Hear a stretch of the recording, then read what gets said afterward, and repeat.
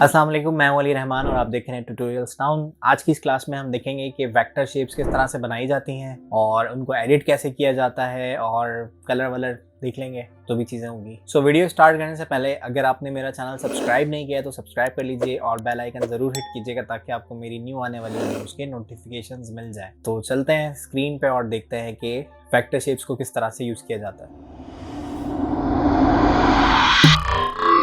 यहाँ पर शेप्स को समझने के लिए मैं सबसे पहले यहाँ पर एक जो हमारी फिग्मा वाली फाइल है, डिज़ाइन वाली फाइल, वो मैं स्टार्ट करूँगा। यहाँ से फिग्मा का जो इंटरफेस है वो मैं पहले समझा चुका हूँ। उसका जो वर्क स्पेस है वो कौन से पार्ट को क्या कहते हैं। अगर आपने वो वीडियो अभी तक नहीं देखी है तो उसका लिंक डिस्क्रिप्शन में मौजूद है, वहाँ से जाके आप उस वीडियो को देख सकते हो। तो हम यहाँ पे डायरेक्टली अपनी जो डिज़ाइन फाइल है उस पर हम काम करेंगे। सबसे पहले एक नई फाइल बनाने के लिए यहाँ पर लिखा हुआ न्यू डिज़ाइन फाइल, या आप किसी टैब पर प्लस का ये मार्क है, इस पर आप जाके क्लिक भी कर सकते हो। मैं यहाँ से क्लिक करता हूँ तो यहाँ पे मुझे कह रहा है आपको न्यू डिज़ाइन फाइल चाहिए और न्यू फिगजैम फाइल चाहिए। फिगजैम क्या होता है वो हम लास्ट वीडियो में देख चुके हैं। वो वीडियो भी अगर अभी तक आपने नहीं देखी है तो उसका लिंक भी डिस्क्रिप्शन में मौजूद है। मैंने उसमें आपको बताया था कि किसी प्रोजेक्ट को प्लान किस तरह से करते हैं, क्या प्लानिंग होती है, वेब फ्लोज मैंने समझाए थे आपको थोड़े से। तो अच्छी वीडियो है, वो आप ज़रूर देखें अगर अभी तक आपने वो वीडियो नहीं देखी है। मैं आज स्टार्ट कर रहा हूँ न्यू डिज़ाइन फाइल से। हम प्रॉपर जो फिग्मा का डिज़ाइन होगा वो हम चीज़ें सीखेंगे और हम छोटे छोटे कंपोनेंट्स पहले सीख लेंगे, सारी ट्रेनिंग उसकी ले लेंगे। देन फिर हम एक बड़ा डिज़ाइन जो भी होगा हमारा वेब या ऐप, वो हम जाके डिज़ाइन करेंगे। यहाँ पर न्यू डिज़ाइन फाइल पे मैं क्लिक करता हूँ तो यहाँ पर मेरे पास एक फिग्मा का इंटरफेस आ जाएगा। सही, बेसिक इंटरफेस मैं पहले भी बता चुका हूँ और मैं इसमें यूज़ करूँगा तो आप उससे भी सीख सकते हो। यहाँ पर फाइल लोड होने में थोड़ा टाइम ले रही है क्योंकि जो फिग्मा होता है वो क्लाउड पे सेव कर रहा होता है आपकी फ़ाइल को। आपको अपने लोकल कंप्यूटर में ये सेव करने की ज़रूरत नहीं होती। जो आपने आईडी लगाई होती है फिग्मा पे, ये सारा डाटा वहाँ पर सेव हो रहा होता है। ये बहुत अच्छी बात है फिग्मा की। मतलब अगर ये वीडियो मतलब ये फाइल मैं घर पर बैठ के बना रहा हूँ तो इसको मैं अपने ऑफिस में जाके भी एक्सेस कर सकता हूँ, सिर्फ मुझे एक इंटरनेट कनेक्शन चाहिए होगा। यहाँ पर ये इस फाइल का नाम दे रहा है अनटाइटल्ड, तो मैं यहाँ पे क्लिक करता हूँ और इसका नाम मैंने कर दिया शेप्स। ठीक है। क्योंकि हम शेप्स की बात करेंगे तो इस फाइल को मैंने शेप्स के नाम से सेव कर लिया। ये ड्राफ्ट में है, इसको ड्राफ्ट पे ही रहने दीजिएगा क्योंकि जब आप फ्री वर्जन यूज़ कर रहे होते हैं तो आप ड्राफ्ट में ज़्यादा फाइल सेव कर सकते हो बजाय उसके कि आप उसको किसी प्रोजेक्ट में सेव करो। प्रोजेक्ट में सेव आप तब करते हो जब उस फाइल पे जो है वो बहुत सारे लोगों को, यानी आपके कुछ टीम मेंबर्स हैं, उनको काम करना है, तो फिर आप उसको प्रोजेक्ट में डाल सकते हो। तो सबसे पहले हमने यहाँ पर एक शेप बनानी है। तो हमें शेप का कॉन्सेप्ट समझना है। अभी मैं किसी वेब डिज़ाइन पे नहीं जा रहा हूँ, मैं अभी सिर्फ यहाँ पे आपको शेप समझाऊंगा। सबसे पहले हम बात करेंगे कि जो वेक्टर शेप्स हैं वो होती क्या हैं। सही है। वेक्टर शेप्स को अगर आपने इससे पहले कोई वेक्टर सॉफ्टवेयर, मतलब आपके जो इलस्ट्रेटर है, कोरल ड्रॉ है, फ्री हैंड है, या और बहुत सारे सॉफ्टवेयर्स होते हैं, इस तरह के सॉफ्टवेयर्स आपने पढ़े हुए हैं तो आपको अंदाज़ा होगा कि वेक्टर शेप्स किसको कहते हैं। ठीक है। मैं यहाँ पे आपको थोड़ा समझाने के लिए मैं नोटपैड पे आपके लिए लिख देता हूँ। तो सबसे पहले देखें, यहाँ पर आपको ये समझना है कि वेक्टर शेप्स क्या होती हैं। तो वेक्टर शेप्स ऐसी शेप्स को कहते हैं जो आपकी वेक्टर ग्राफिक्स से बनती है। दो तरह की हमारे पास ग्राफिक्स होती हैं, एक होती है वेक्टर ग्राफिक्स और एक होती है रेस्टर ग्राफिक्स। सही, रेस्टर में शेप्स नहीं कहलाती, रेस्टर में आपके पास कहलाते हैं इमेज। सही, रेस्टर हमेशा इमेज होगी या पिक्सल्स होंगे उसमें, और जो वेक्टर होते हैं उसमें आपकी जो भी चीज़ बनती है वो शेप्स बनती है। अब जो शेप्स बनती हैं उसमें दो पार्ट होते हैं। सही, कुछ पॉइंट्स होते हैं जिनको हर एक सॉफ्टवेयर में एक अलग नाम दिया जाता है, और कुछ आपके पास लाइंस होती हैं। इनसे मिलके आपके जो वेक्टर शेप्स होते हैं वो बनती हैं और वो एडिटेबल होती है। सही, अगर आप शेप्स की बात करो तो शेप्स भी दो तरह की होती हैं, एक होती हैं ज्योमेट्रिक शेप्स और एक होती हैं ऑर्गेनिक शेप्स। ज्योमेट्रिक शेप्स ऐसी शेप्स को कहते हैं जिनकी फिक्स शेप होती है, लाइक सर्कल हो गया, आपका स्क्वायर हो गया, रेक्टेंगल हो गया, या फिर जो है वो आपके पास एक डायमंड या रोम्बस शेप जो होती है वो हो गई, सेमी सर्किल हो गया। तो जो शेप आपके पास फिक्स होती हैं वो ज्योमेट्रिक शेप्स कहलाती हैं, और जो बिल्कुल ही ज़्यादा मतलब इर्रेगुलर शेप्स होती हैं, जो जिनकी कोई रेगुलर शेप नहीं होती, वो आपके पास जो है वो ऑर्गेनिक शेप्स कहलाती हैं।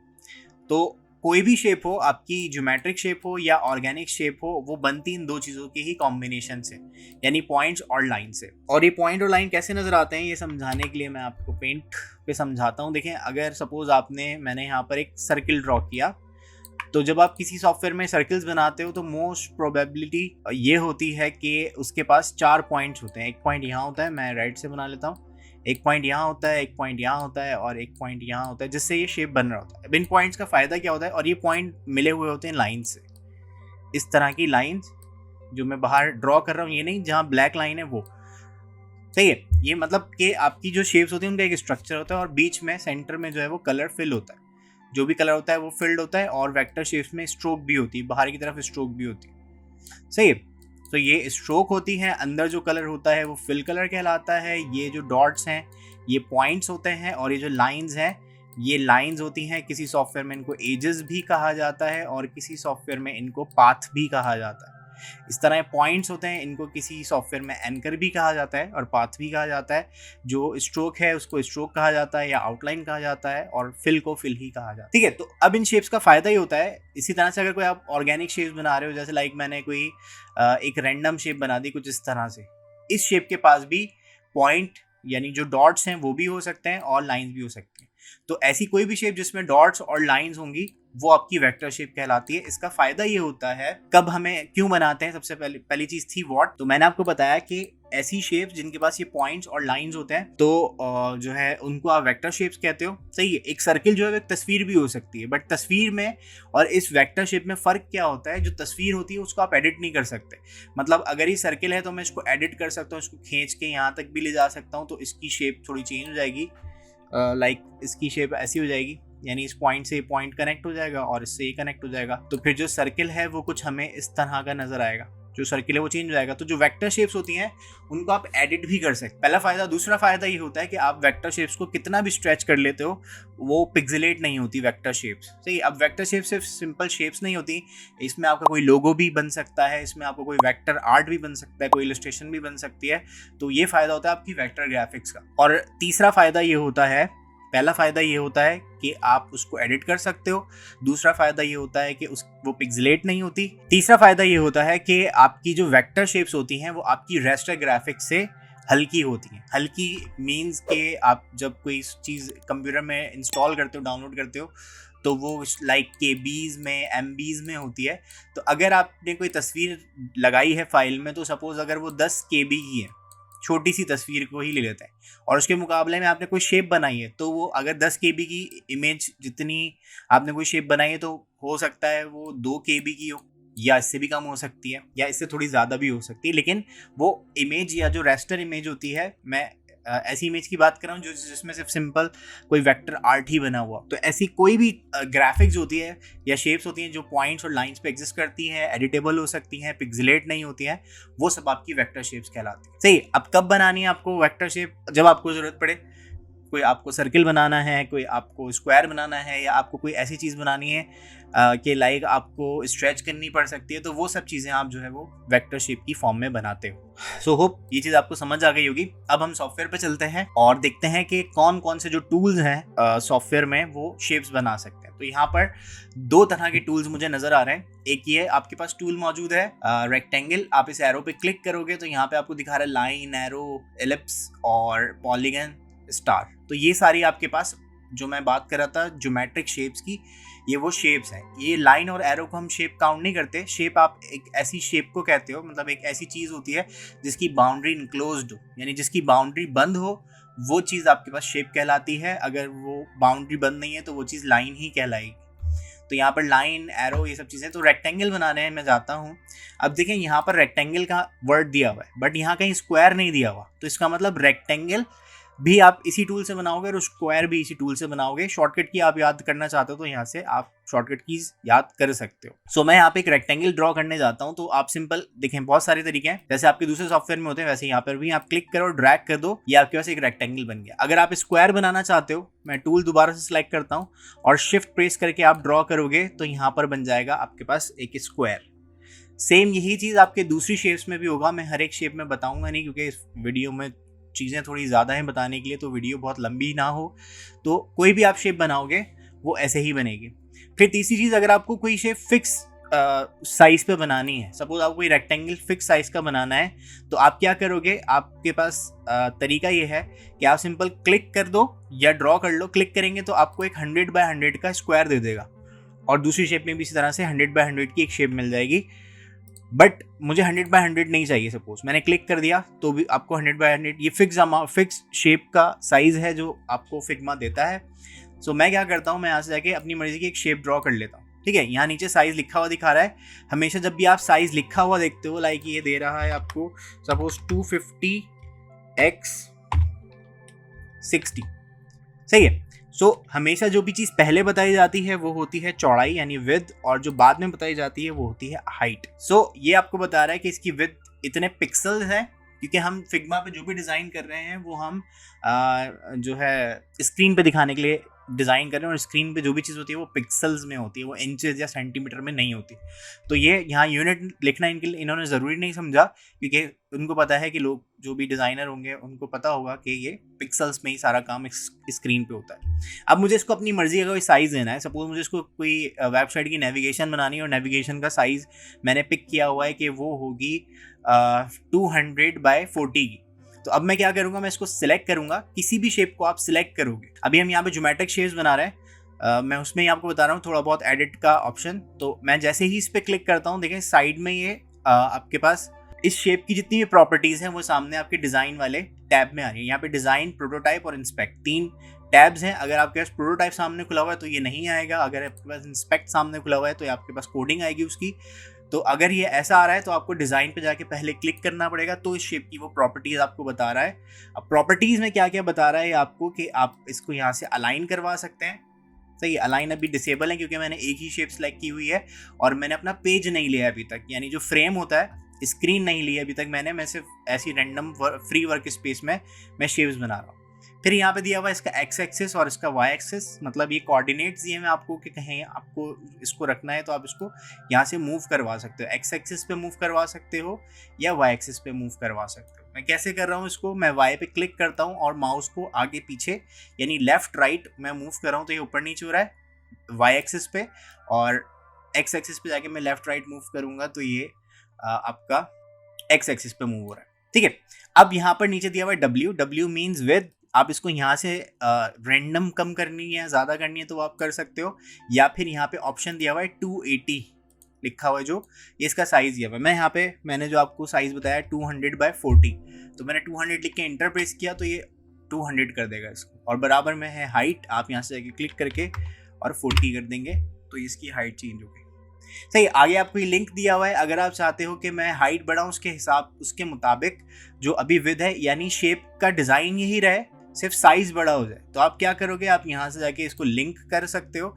और अब यहाँ से मैं हाइट बढ़ाऊंगा तो देखें उसका प्रोपोर्शन वही रहेगा, जो 200 बाय 40 का डिज़ाइन था ये डिज़ाइन वही है। डिज़ाइन का मतलब मैं आपको समझा दूँ मैं क्या कह रहा हूँ। जैसे अगर मैंने यहाँ पे एक सर्किल ड्रॉ किया है, सही, अब मैं सर्किल का साइज तो बढ़ाना चाह रहा हूँ, इस सर्किल के पास भी एक विड्थ और एक हाइट है, बट मैं सर्किल का जो साइज़ है वो बढ़ाना चाह रहा हूँ, लेकिन मैं चाहता हूँ कि इसकी जो लंबाई और चौड़ाई का रेशो है वो नहीं चेंज हो। तो आप यहाँ से जाके लिंक करोगे और यहाँ से जाके आप विद और हाइट, सिर्फ देखिए मैं विड्थ चेंज कर रहा हूँ, हाइट ऑटोमेटिकली इंक्रीज या डिक्रीज हो रही है। ओके, उसके बाद यहाँ पर एक और ऑप्शन आपको दिया हुआ है रोटेट का। आप यहाँ से जाके शेप को रोटेट भी कर सकते हो, या आप यहाँ से कॉर्नर पे जाओगे और यहाँ से भी आप इसको रोटेट करवा सकते हो। उसके बाद यहाँ पे आपको, जैसे मैं इसके ऊपर किसी भी शेप पर होवर करता हूँ, सही है, माउस रखता हूँ, तो ये छोटे छोटे डॉट्स आ रहे हैं। इन डॉट्स से आप क्या कर सकते हो, इसके कॉर्नर को राउंड कर सकते हो। ये आपको शेप सर्किल में नहीं मिलेगी क्योंकि सर्किल होता ही राउंड है, बट यहाँ पर एक डॉट आपको देखने के लिए मिल रहा है। ये क्या करेगा, इसको आर्क में कन्वर्ट कर देगा, या जिसको आप पाई का नाम भी देते हो, तो ये पाई शेप में कन्वर्ट कर देगा, और यहाँ से जाके आप इसको चेंज भी कर सकते हो। तो ये आर्क, आप इस तरह से बहुत सारे ऑप्शन, आप इससे खेलोगे तो आपको ज़्यादा चीज़ें समझ में आएंगी। और यहाँ से अगर आपको कॉर्नर्स राउंड करने हैं तो आपको यहाँ साइड में भी डिज़ाइन के फीचर्स में भी ऑप्शन दिए हुए हैं। यहाँ पर सपोज मैं करता हूँ 10, बट 10 में, या मैं थोड़ा ज़्यादा कर देता हूँ 30 किया, बट 30 में क्या हो रहा है कि चारों कॉर्नर्स ही राउंड हो गए, मैं सिर्फ 2 कॉर्नर्स राउंड करना चाहता हूँ। तो यहाँ पे आपको एक छोटा सा बटन दिया हुआ है, आप इस पर क्लिक करोगे और इसका नाम दिया हुआ है उन्होंने इंडिपेंडेंट कॉर्नर्स। तो अभी सब 30 30 30 30 हुए हैं, मैं कहता हूँ सिर्फ। अच्छा, अब इसमें ये 4 ऑप्शन है और जब आप माउस को होवर कर रहे हो तो ये बता रहा है ये टॉप लेफ्ट वाला कॉर्नर का रेडियस है, ये टॉप राइट कॉर्नर वाला रेडियस है, और इस तरह बाकी भी दिए हैं आप। सही है। सो यहाँ से आपकी काउंटिंग लिखना आप स्टार्ट करें तो ऐसे ही काउंट करना है 1 2 3 4। तो यहाँ से कॉर्नर यानी पहली वैल्यू इस वाले कॉर्नर की है, दूसरी इसकी है, तीसरी इसकी और चौथी इसकी। तो मैं ये वाले दोनों कॉर्नर्स राउंड करना चाहता हूँ, ये यानी सेकंड और फोर्थ वाला राउंड नहीं करना चाहता, तो मैं यहाँ से सेकंड वाले पे जाता हूँ और मैंने इसको कर दिया 0 और फोर्थ वाले को भी मैंने कर दिया 0। तो इस तरह से आपके पास एक शेप बन जाएगी और यहाँ से जाके आप इसका और मजीद कॉर्नर मुझे राउंड करने 50 बाय 50, तो दोनों में जाके आपको मैनुअली लिखना पड़ेगा। सो ये ऊपर वाले फीचर्स हमने देखे। अच्छा, इसके अलावा आप और क्या मजीद शेप्स बना सकते हो, आप यहाँ से जाके अच्छा लाइन आप पिक करते हो तो लाइन में भी वही सारे ऑप्शन होंगे। आप अभी ऊपर नीचे जा रही लाइन, आप शिफ्ट प्रेस करोगे तो स्ट्रेट लाइन बनेगी 0 डिग्रीज पे, 45 डिग्रीज पे, 90 डिग्रीज पे, इस तरह से आप डिफरेंट डिग्रीज पे अपनी लाइंस को क्रिएट कर सकते हो। और इस लाइन का भी कलर है, यहाँ पर स्ट्रोक दिया हुआ है, आपको फिल दिया हुआ है, यहाँ से आप इसका कलर्स चेंज कर सकते हो। इस तरह एरोज दिए हुए, एरो आप ड्रॉ करना चाहो तो आप एरो भी शिफ्ट प्रेस करके मैंने एरो ड्रॉ किया तो स्ट्रेट एरो आएगा और इस तरह से आप इसके जो रोटेशन है उसको चेंज कर सकते हो। तो यहाँ पर मजीद शेप्स बनाने के लिए आपको दिया गया पेन टूल। पेन टूल आपके पास बनाता है जो मैंने बात की थी ऑर्गेनिक शेप्स की। ऑर्गेनिक शेप्स ऐसी शेप्स होती हैं जिनकी कोई रेगुलर शेप नहीं होती। अच्छा, ऐसा भी नहीं है कि ये रेगुलर शेप्स नहीं बना सकता, ये दोनों तरह की शेप्स बना सकते हैं। यानी आप पेन टूल को यूज करते हो, यहाँ पर एक वर्ड मैं लिख रहा हूँ, आप इसको कस्टम शेप्स के लिए यूज कर सकते हो। यानी आपके पास जो भी तरह की शेप आपको बनानी है, ये सर्किल भी बना सकता है, ये स्क्वायर भी बना सकता है और कोई ऑर्गेनिक शेप भी बना सकता है। तो मैं यहाँ पे पेन टूल को सिलेक्ट करता हूँ, ये यहाँ पे एरो दे रहा है और मैंने क्लिक किया। तो ये अब ये जो चीज़ है ये रबर बैंड कहलाती है एडोबी के सॉफ्टवेयर में। बाय द वे अब फिग्मा भी एडोबी का ही सॉफ्टवेयर हो गया, इसको एडोबी ने एक्वायर कर लिया। तो यहाँ पर जाके मैंने क्या किया, देखें यहाँ पर स्ट्रेट लाइन चाहिए तो जस्ट आपको क्लिक करना है, क्लिक करना है, क्लिक करना है और क्लिक करना है स्ट्रेट लाइन के लिए। लेकिन अगर आपको आगे कर्व बनाना है तो आप सिंपल क्या करोगे, क्लिक करके छोड़ना नहीं है, क्लिक करके रखना है और ड्रैग कर देना है। और थोड़ी देर इस एरो को, अगर आप पहली बार पेन टूल यूज़ कर रहे हो, वैसे अगर आप ये वीडियो देख रहे हो तो मे बी आपको ग्राफिक डिज़ाइनिंग आती होगी, जब भी आपको फिग्मा की इंपॉर्टेंस पता है तो आपको पेन टूल यूज़ करना आता होगा। अगर आपको पेन टूल यूज़ करना नहीं आता तो उसके ऊपर भी मैं एक वीडियो, डिटेल वीडियो, 1-2 वीडियोस में पहले बना चुका हूँ। उन वीडियोस का मैं लिंक डिस्क्रिप्शन में दे दूंगा, तो डिटेल में आप जो पेन टूल है वो आप सीख सकते हो। ठीक है, यहाँ से मैं क्लिक करता हूँ, एक जो हैंडल होता है या इसको हैंडल कहते हैं वो मैंने रिमूव कर दिया और यहाँ से जाके आपने जहाँ से शेप बनाना स्टार्ट की थी वहाँ पे एंड करनी है। यहाँ पे ओ छोटा सा बना हुआ आपको नजर आ होगा, आप यहाँ पे क्लिक करोगे तो ये डन हो जाएगी। कहीं पर आपके पास पहले से पाथ मौजूद है, वहां पे क्लिक करोगे पाथ ऐड हो जाएगा और उस पाथ को आप बाद में जाके एडिट भी कर सकते हो। सी इस तरह से। अब ये मैं एडिट कैसे कर रहा हूँ, यहाँ पर आपके पास एक दूसरा टूल मौजूद है, बैंड टूल। तो बैंड टूल से सिलेक्ट करके आप इसको बैंड वैंड करवाना है इसको, तो आप यहाँ से जाके इसको बैंड करवा सकते हो। बेसिकली ये हैंडल निकाल देता है इस तरह से। ठीक है, यहाँ पे एरो आ रहा है, आप एरो से मूव करना चाहते हो किसी पॉइंट को तो आप पॉइंट को मूव भी कर सकते हो। 3-4 पॉइंट एक साथ मूव करने हैं, तीनों को ऐसे विंडो बना के सिलेक्ट किया और यहाँ से जाके आप एडजस्ट कर सकते हो। ठीक है, तो इस तरह से आप पेन टूल यूज़ करते हो। जब आपकी पूरी कस्टम शेप ड्रॉ हो जाती है फिग्मा में तो आपको यहाँ जाके डन करना पड़ेगा, तो यहाँ पर आपकी ये जो शेप है वो कंफर्म हो जाएगी। मैं यहाँ से जाके इसका कलर चेंज कर देता हूँ इस तरह से। तो आप ऑर्गेनिक शेप्स बहुत सारे ट्राई कर सकते हैं। मैं बहुत सारी शेप्स इसमें नहीं बता सकता वीडियो में, वीडियो की लेंथ ज़्यादा हो जाएगी। वीडियो में पहले भी बना चुका हूँ पेन टूल पे। सॉफ्टवेयर दूसरा होगा बट पेन टूल चलता है एक ही तरह से सारे सॉफ्टवेयर्स में, तो वो आप जाके देख सकते हो उस वीडियो। तो यहाँ पर ट्रांसफॉर्मेशन मैंने अभी थोड़ी देर पहले बताई आपको कि किसी भी जो शेप है उसको आपको ट्रांसफॉर्म कैसे करना है। मतलब रोटेट आप यहाँ से भी कर सकते हो, बट जब आप एक इंटरफेस डिज़ाइन कर रहे हो तो बेहतर ये होता है कि आप जो है वो कैलकुलेशंस पे चलो, क्योंकि आपके पास जो है ना लिमिटेड एरिया होता है जब आप इंटरफेस डिज़ाइन कर रहे हो। यानी हर मोबाइल फ़ोन की स्क्रीन का एक प्रॉपर साइज़ होता है, आप अंधाधुंध कुछ भी नहीं बना सकते। हर एक जो लैपटॉप है या डेस्कटॉप है उसकी स्क्रीन का एक साइज़ होता है, तो उन साइजेस पे रहते हुए हर एक आईपैड का, टैबलेट्स का, हर एक का साइज़ होता है, उस साइज़ के अंदर रहते हुए आपको चीज़ें बनानी होती है, वरना वो बिल्कुल आपका जो ऐप होगा ना वो डिज़ास्टर बनेगा। तो इसलिए आप बेहतर है कि आप ये वाले जो हमने ट्रांसफॉर्म के ऑप्शंस देखे थे यहाँ से जाके आप काम करो। अच्छा, यहाँ पर मैं आपको समझाऊँ थोड़ी सी चीज़ कि एक चीज़ होती है, यहाँ पे हमने रोटेट भी देख लिया, हमने स्केलिंग भी देख ली। अच्छा, यहाँ पर अगर आपको रिफ्लेक्ट करना है तो आप राइट क्लिक करोगे और यहाँ पे आपको फ्लिप के ऑप्शन मिल जाते हैं। फ्लिप हॉरिजॉन्टल तो हॉरिजॉन्टली फ्लिप कर देगा, और अगर आप करते हो फ्लिप वर्टिकल तो ये वर्टिकली फ्लिप कर देगा, ऊपर से नीचे, और हॉरिजॉन्टल में लेफ्ट टू राइट या राइट टू लेफ्ट। तो यहाँ से आके आप फ्लिप भी कर सकते हो किसी भी शेप। अच्छा, उसके बाद नेक्स्ट आप किसी शेप को एडिट कैसे कर सकते हो। सपोज ये शेप मैंने एक ऑर्गेनिक शेप बना दी और मैं इस पे जाके सिंपल डबल क्लिक करता हूँ तो ये मुझे एडिटिंग मोड पे ले जाएगा इस शेप के। तो ये जो एंकर पॉइंट्स हैं जिनको मैंने पॉइंट का नाम दिया था, उन पॉइंट्स को जाके आप यहाँ से जाके एडिट भी कर सकते हो और आपकी जो भी रिस्पेक्टिव शेप है आप उसको बना के और यहाँ से डन कर सकते हैं। और यहाँ पे डिफरेंट ऑप्शंस आपको ऊपर, जब आप ऑब्जेक्ट को सिलेक्ट करते हो तो एडिट ऑब्जेक्ट करेंगे तो भी आप इस ऑप्शन पे आ जाओगे, या आप किसी भी शेप पे डबल क्लिक करोगे तो आपको ये एडिटिंग मोड पे ले जाएगा। सही, जैसे मैंने इसको सिलेक्ट किया, डबल क्लिक किया और यहाँ से जाके मुझे एक ऐसी शेप बनानी थी तो मैं यहाँ से एडिट कर सकता हूँ। यहाँ पे पॉइंट ऐड कर लिया, इस पॉइंट पे क्लिक करके ऐसे डबल क्लिक करेंगे, पॉइंट ऐड कर दिया, यहाँ पे एक पॉइंट ऐड कर दिया, यहाँ पे एक पॉइंट ऐड कर दिया और उसको एडिट कर लिया। तो इस तरह से मल्टीपल शेप्स आपको क्रिएट करनी है। तो वो आप बस आपको ये दिमाग में सोचना है कि आसानी क्या। आसानी ऐसे होती है कि आप बेसिक शेप बनाओ और उस बेसिक को बेसिक के साथ ऐड सब्ट्रैक्ट करके भी बन सकती है, या आप उस बेसिक शेप में ही पॉइंट्स ऐड करते हुए काम कर लो अपना। सो अब यहाँ पर हम देखते हैं कि आप अपनी जो शेप्स हैं उनको मैनेज कैसे कर सकते हो, ऑर्गेनाइज कैसे कर सकते हो। लाइक ये मैंने कोई डिज़ाइन बनाना है और ये मेरा डिज़ाइन कंप्लीट हो गया। अब मैं चाहता हूँ ये जब भी तीनों शेप्स मूव हो, एक साथ मूव हो। अगर मैं एक को मूव करता हूँ, फिर दूसरे को यहाँ रखता हूँ, फिर तीसरे को यहाँ रखता हूँ, तो ये बहुत ज़्यादा आपके लिए टाइम टेकन होगा और हो सकता है एक्यूरेट शेप्स उसी जगह पे नहीं जाए जब आप किसी शेप, इस पूरे शेप्स को सेलेक्ट करके चेंज हुई। तो एक तरीका ये है कि आप सबको सिलेक्ट करो और मूव करो, या फिर आप सबको सिलेक्ट करो और राइट क्लिक करके यहाँ पर ऑप्शन है ग्रुप का, ग्रुप सिलेक्शन, या कंट्रोल जी आप यूज कर सकते हो। तो ये ग्रुप हो गया।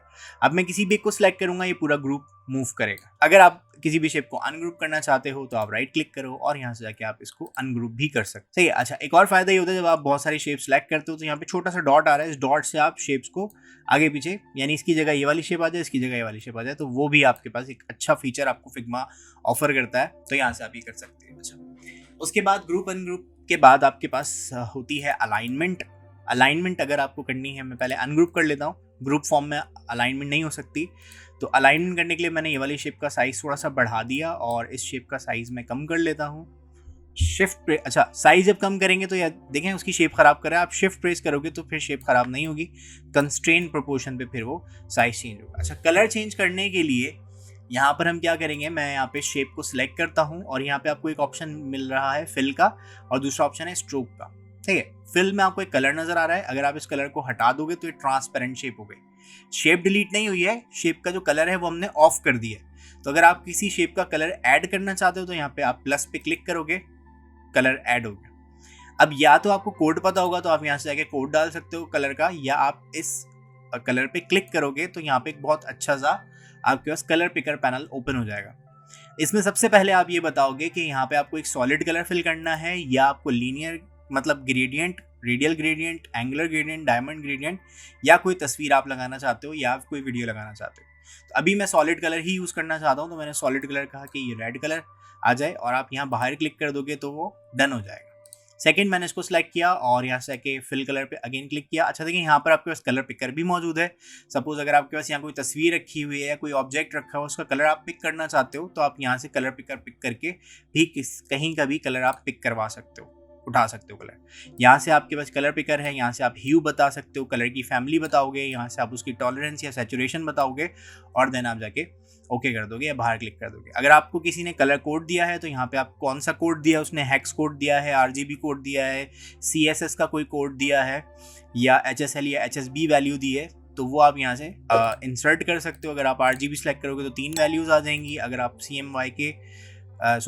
CSS सेलेक्ट करोगे तो ऐसे RGB A की वैल्यू आ जाएगी। तो मैं हेक्स कोड यहाँ पे अगर कोई आप पुट करना चाहते हो तो वो भी कर सकते हो। तो ये मैंने कुछ शेप्स सेलेक्ट कर ली। अब देखिए, ये जो रेड वाली शेप है ये ग्रीन के ऊपर आ रही है। सही है, मैं ग्रीन के ऊपर नहीं लाना चाहता, मैं चाहता हूँ कि ये ग्रीन के पीछे चली जाए। अच्छा, यहाँ पर भी इसको देखता हूँ तो देखें ये वाली ये जो वाइट वाली शेप है ये बिल्कुल पीछे है, रेड ऊपर है। मैं चाहता हूँ कि रेड तीनों के पीछे चली जाए, मतलब दोनों के पीछे चली जाए, तीनों में सबसे पीछे शेप रेड होनी चाहिए। तो आप इस एक शेप को सिलेक्ट करो और राइट क्लिक करके यहाँ पे ऑप्शन दिया हुआ है आप ब्रिंग टू फ्रंट या सेंड टू बैक। तो मैं इसको करता हूँ सेंड टू बैक, तो ये पीछे चली गई शेप। सही है, लेकिन मैं चाहता हूँ कि व्हाइट वाली बिल्कुल पीछे हो, फिर रेड हो, फिर ग्रीन हो। तो आप इस रेड को सिलेक्ट करोगे और यहाँ से आके ब्रिंग टू फ्रंट कर सकते हो, तो ये बिल्कुल आगे आ जाएगी। और अब मैं चाहता हूँ कि रेड ऊपर ही रहे लेकिन व्हाइट के ग्रीन ऊपर आ जाए, तो आप सिंपल सिलेक्ट करो ग्रीन को। और जो दूसरे सॉफ्टवेयर होते हैं उसमें फॉरवर्ड और बैकवर्ड का ऑप्शन होता है, बट यहाँ पर जो है ना इसलिए नहीं दिया हुआ, एक शायद मे बी पैनल बहुत बड़ा हो जाता, लेकिन अरेंज में करके रख भी सकते थे। बट यहाँ पर देखें मसला ये होता है कि यहाँ पे लेयर्स भी हैं, आप सामने लेयर्स होता है, आप यहाँ से उठा के ऊपर नीचे भी कर सकते हो शेप को, या फिर आप सिंपल दो शेप्स को सिलेक्ट करो और राइट क्लिक करके यहाँ से सेंड टू बैक कर दोगे तो भी वही बात हो जाएगी। अच्छा, उसके बाद अगर आपको अलाइनमेंट करनी है शेप्स को की, तो शेप्स की अलाइनमेंट करने के लिए आप जितनी भी शेप्स को अलाइन करना चाहते हो आप उन सबको सिलेक्ट कर लो। सही है, ग्रुप नहीं होनी चाहिए, ये अलग है, ये अलग है, ये अलग है। सही है, तो मैंने सबको सिलेक्ट किया और यहाँ अलाइनमेंट का ऑप्शन एक्टिव हो जाएगा। तो अलाइनमेंट में आप लेफ्ट अलाइन करना चाहते हो, सेंटर अलाइन करना चाहते हो, या राइट अलाइन करना चाहते हो, या टॉप अलाइन, मिडिल या बॉटम अलाइनमेंट करना चाहते हो। अभी क्या होती हैं, कैसे होती हैं, इसके ऊपर भी मैं एक डिटेल वीडियो पहले बना चुका हूँ, तो वो आप जाके लिंक डिस्क्रिप्शन में मौजूद है, वहाँ जाके भी आप उस वीडियो को देख सकते हो कि आप शेप्स की अलाइनमेंट किस तरह से करते हो। एक और लास्ट चीज़ कि यहाँ पर जो स्ट्रोक्स है, मैंने फिल आपको बता दिया, स्ट्रोक नहीं बताया, तो अगर मैं इस शेप को इसके ऊपर रखता हूँ, बट मैं चाहता हूँ जो ग्रीन वाली शेप है इसके सराउंडिंग में एक आउटलाइन होनी चाहिए, तो मैं सिंपल सेलेक्ट करता हूँ और यहाँ से जैसे हमने फिल ऐड किया था ऐसे ही आप स्ट्रोक भी ऐड कर सकते हो। और स्ट्रोक की सेटिंग्स बहुत सारी होती हैं, अभी मैं कलर चेंज करना आपको बता रहा हूँ। इसके बाद जो नेक्स्ट वीडियो होगी हमारी इंशाल्लाह, उसमें हम देखेंगे कि आप फिल और स्ट्रोक्स को कैसे मैनेज करते हो। ये वीडियो बहुत बड़ी हो रही है, तो यहाँ से जाके मैं इसको सिंपल सेलेक्ट करता हूँ। जो भी आपको कलर चाहिए, मुझे वाइट कलर चाहिए तो मैं यहाँ से वाइट पे क्लिक कर दूंगा, और स्ट्रोक का साइज़ हमें बढ़ाना है तो यहाँ से जाके हम स्ट्रोक का साइज़ बढ़ा सकते हैं। अभी स्ट्रोक देखें इनसाइड बढ़ रही है, अंदर की तरफ बढ़ रही है, आप यहाँ से जाके इसको कर दोगे आउटसाइड तो ये बाहर की तरफ बढ़ेगी। और आप चाहते हो हाफ इनसाइड हाफ आउटसाइड तो आप सेंटर भी कर सकते हो। सही, यानी देखें आधी, यानी अगर हमने 14 की स्ट्रोक ली है तो ये जो 7 है, 7 पिक्सल की स्ट्रोक अंदर बनी है, 7 पिक्सल्स की स्ट्रोक जो है वो बाहर की तरफ आपको नजर आ रही है। तो इस तरह से आप जो शेप्स हैं उसको मैनेज करते हो। स्ट्रोक अगर मुझे हटानी है तो यहाँ से जाके मैं माइनस पे क्लिक कर दूंगा। अच्छा, यहाँ पर एक चीज़ जो मैंने मिस की है वो ये है कि आप किसी शेप की कॉपी कैसे करते हो। कॉपी करने का तरीका बिल्कुल जो एडोबी के सॉफ्टवेयर है उनके जैसा ही है। आप सिंपल किसी भी शेप को सिलेक्ट करो और ऑल्ट प्रेस करके उसकी कॉपी बना सकते हो। इस तरह से ऑल्ट प्रेस करो और कॉपी बना सकते हो। कंट्रोल डी से आप मजीद कॉपीज यानी डुप्लीकेट बना सकते हो उसी, और शेप को सिलेक्ट करके मल्टीपल शेप सिलेक्ट करके आप डिलीट के बटन से डिलीट कर सकते हो। सो यहाँ पर हम दो और चीज़ें मैं बताना चाहता हूँ इस वीडियो में कि एक चीज़ होती है इफेक्ट्स। सही, छोटे से थोड़े से ही इफेक्ट्स हैं। जब आप कोई शेप बनाते हो तो आप उस पर कुछ इफेक्ट्स भी लगा सकते हो। क्या क्या इफेक्ट्स होते हैं आपके फिग्मा, क्या क्या इफेक्ट्स ऑफर करता है। अब अच्छा, अगर किसी का ये शिकवा है कि इसमें बहुत सारी चीज़ें मिसिंग हैं इलस्ट्रेटर के मुकाबले में, तो मैं आपको बताऊं कि ये इलस्ट्रेटर जो सॉफ्टवेयर है वो अलग काम के लिए है, ये फिग्मा का सॉफ्टवेयर अलग काम के लिए। इसमें सिर्फ वही फीचर्स आपको दिए गए हैं जो पॉसिबल हैं आपकी वेब में या आपकी ऐप डिज़ाइनिंग में। जो पॉसिबल फीचर्स हैं वो आपको यहाँ दिए गए हैं। अगर जो है वो पॉसिबल नहीं है इस सॉफ्टवेयर बनाना, तो आप उसकी तस्वीर यहाँ लगा सकते हो और फिर वो वेब में या ऐप में भी तस्वीर ही बन के लगेगी। तो यहाँ अगर आप कहते हो कि अगर मैं इफेक्ट लगाता हूँ तो यहाँ पे तो बस 3-4 ही इफेक्ट्स दिए हुए हैं, तो कोडिंग से ये 3-4 ही इफेक्ट्स बनाए जा सकते हैं, तो इसलिए इन्होंने यहाँ पर ये दिए हुए। तो यहाँ पर सबसे पहला इफेक्ट है इनर शैडो का। बहुत ज़्यादा कोई रॉकेट साइंस नहीं है, सारे इफेक्ट्स बिल्कुल कॉमन है, बिल्कुल बेसिक हैं। इन बेसिक चीज़ों से ही आपको सारी चीज़ें बनानी है। तो मैंने इनर शैडो का जो इफेक्ट है वो पिक किया और मैं सिंपल ये जो इफेक्ट का मार्क है ना, ये आइकन बना हुआ है, इस पर आप क्लिक करोगे तो इसकी सेटिंग्स आ जाएंगी। तो यहाँ से आप ब्लर को एडजस्ट कर सकते हो। इससे मतलब खेलना है आपने वाई एक्सिस पे, एक्स एक्सिस पे, यानी इनर शैडो का मतलब है अंदर की तरफ शैडो बन रहा है। सही, और इसको फैलाना कितना है वो आप स्प्रेड कर सकते हो। और अगर आपको इसकी ब्लर बढ़ाना है या कम करनी है, मैंने कम कर दिया। हार्ड शैडो और लाइट शैडो, सॉफ्ट शैडो चाहिए तो आप ब्लर बढ़ा दोगे। और अगर आपको बहुत डार्क लग रही है तो आप यहाँ से जाके कलर की ओपेसिटी, यहाँ से कलर भी चेंज कर सकते हो कि आप कहते हो शैडो भाई ग्रीन कलर का होना चाहिए, तो ग्रीन कलर का मैं शैडो दे देता हूँ और इसकी ओपेसिटी हम बढ़ा देते हैं। तो यहाँ से भी ओपेसिटी में चेंज कर सकता हूँ। सपोज मैंने कहा 50% जो है वो ओपेसिटी होनी चाहिए या 10% हमने कर दिया। तो इफेक्ट लगा हुआ है। कूल इफेक्ट लग रहा है, बहुत ज़्यादा आपको एग्जैजरेट नहीं करना है इफेक्ट्स को, तो बुरी लगती है वेबसाइट, आंखों को देखने में बुरी लगती है। दूसरा इफेक्ट यहाँ पर आपके पास मौजूद है, ये शेडो अंदर बना था, मैं इसको 50% कर देता हूँ, ये इनर शेडो था। अब इसी तरह ड्रॉप शेडो बनता है पीछे बाहर की तरफ, और यहाँ पर भी सेम सेटिंग्स हैं, इनसे भी आप खेलोगे तो आपकी समझ आ जाएगा। सही। अच्छा, लेयर ब्लर जो है, लेयर ब्लर क्या करता है कि आपका ये जो सर्किल है इसको ब्लर कर देगा, और इसमें आप क्लिक करके बस ब्लर की वैल्यू दी हुई है और यहाँ से जाके आपकी ब्लर की वैल्यू चेंज हो जाएगी। अच्छा, किसी शेप पे से आपको ब्लर हटाना है, मतलब कोई भी इफेक्ट लगाया है वो हटाना है, तो आप यहाँ से आके सिंपल माइनस पे क्लिक करोगे, वो इफेक्ट हट जाएगा। या आप एक शेप पे 2 से 1 से ज़्यादा भी इफेक्ट लगा, लाइक अभी मैंने यहाँ पे ड्रॉप शेडो लगाया, मैं दोबारा प्लस करता हूँ और मैं कहता हूँ ड्रॉप शेडो के साथ साथ इसमें इनर शेडो भी होना चाहिए, तो ये इनर शेडो भी लग गया और ड्रॉप शेडो भी लग गया, तो ऐसे भी आप कर सकते हैं। अच्छा, चौथा इफेक्ट है बैकग्राउंड ब्लर। ये अक्सर आपके मोबाइल ऐप्स में, अगर आपका एंड्रॉयड अपडेट हुआ है तो एक ग्लास मॉर्फिज्म का कॉन्सेप्ट है, या उस वैसी जो है ना आपके पास शेप्स चल रही हैं आपके फ़ोन में नज़र आती हैं, थोड़ा ब्लर आपको बैकग्राउंड नज़र आ रहा होता है, तो वो फीचर बनाने के लिए जो है ना यहाँ पे बैकग्राउंड ब्लर दिया हुआ है। यानी मैं जाता हूँ यहाँ पे बैकग्राउंड ब्लर मैंने अप्लाई किया और यहाँ से ब्लर मैंने एडजस्ट कर लिया। सही। अभी आपको कुछ नज़र नहीं आ रहा होगा, मैं यहाँ पे एक तस्वीर इंपोर्ट कर लेता हूँ या मैं एक टेक्स्ट लिख लेता हूँ। मैंने यहाँ पे लिख दिया हेलो वर्ल्ड, और टेक्स्ट पे हम आगे देखेंगे क्लास में, बट अभी आपको समझाने के लिए मैं यहाँ से कलर चेंज कर लेता हूँ। ठीक है, और इस हेलो वर्ल्ड को और इस वाइट कलर को मैं राइट क्लिक करता हूँ और सेंड टू बैक कर दिया। ठीक है, अब ये रेड के ऊपर देखिए नज़र नहीं आ रहा, तो रेड की जैसे ही मैं ओपेसिटी कम करूँगा, मैं 50 करता हूँ, तो देख रहे हैं आपको ये जो हेलो वर्ल्ड लिखा हुआ है थोड़ा ब्लर नज़र आ रहा है।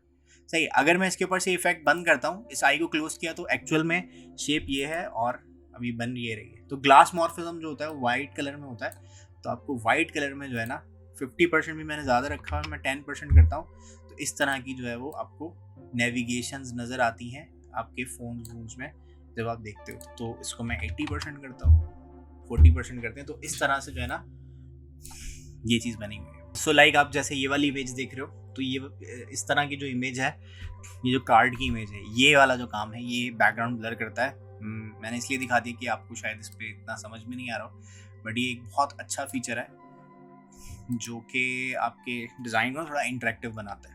तो मैं 50 कर देता हूँ, तो देखिए बहुत अच्छा लुक देगा जब ये नेविगेशन वगैरह किसी पे लगा हुआ होगा। तो राइट क्लिक किया मैंने और ब्रिंग टू फ्रंट कर लिया, तो देखिए इस तरह से जो भी चीज़ इसके पीछे आती है वो नज़र तो आ रही होती है लेकिन ब्लर हो जाती है, तो एक बहुत अच्छा एक कूल सा लुक हमें देखने के लिए मिलता है। Okay, last but not the least, अब जैसे कोई डेवलपर है, उसको आपने आइकन एक्सपोर्ट करके देना है। जो आइकन होते हैं वो भी बेसिकली वेक्टर शेप्स ही होते हैं, तो मैं इसको सिलेक्ट करता हूँ और सिलेक्ट करने के बाद यहाँ पर देखें एक्सपोर्ट का ऑप्शन दिया हुआ है। तो आप किसी को एक्सपोर्ट करके देना चाहते हो तो आपको फिग्मा ऑफर करता है कि आप इसको 1x 2x यानी जो इसका एक्चुअल साइज़ है उसका मल्टीप्लायर 1, यानी 100 का है तो 100 में ही, यानी 100 पिक्सल का है तो 100 पिक्सल पे एक्सपोर्ट होगा। 1.5x मतलब 150 पिक्सल पे हो जाएगा, मतलब उसको आप मल्टीप्लाई कर लो तो यहाँ पे 2x 3x और बाकी विद और हाइट के हिसाब से भी आप एक्सपोर्ट कर सकते हो। तो हम जिस साइज़ पे बनाए हम उस साइज़ पे एक्सपोर्ट करके देना चाहते हैं।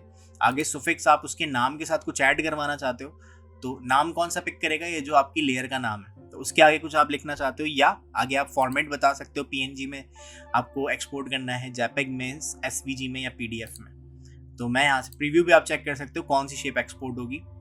तो मैंने इसको सिलेक्ट किया और मैंने कहा SVG होती है वेक्टर ग्राफिक्स, PDF भी वेक्टर होती है, बट PDF जो है वो पोर्टेबल डॉक्यूमेंट फाइल होती है, वो एडिट नहीं हो सकती। जो SVG फाइल होती है वो आपके जो दूसरे वेक्टर सॉफ्टवेयर हैं उस पर भी आप एक्सपोर्ट उसको कर मतलब सॉरी उस पर भी आप एडिट कर सकते हो। बट जो JPEG और PNG फाइल है ये दोनों रेस्टर फॉर्मेट है, ये वेक्टर फॉर्मेट है और ये डॉक्यूमेंट फॉर्मेट है, ये एडिट नहीं हो सकता।